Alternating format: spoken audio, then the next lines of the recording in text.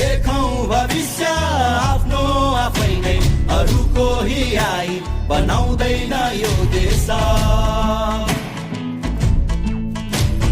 जङ्गा तरेर चाल्नु छ पाइला नथाक है अहिले बदल्नु छ परिवेश बल्ने छौ रातमा राको बनेर चिच्याई डाकमा डाको छोडेर उड्ने छ देश उदाउने छौ हामी यो भत्केको घरलाई उठा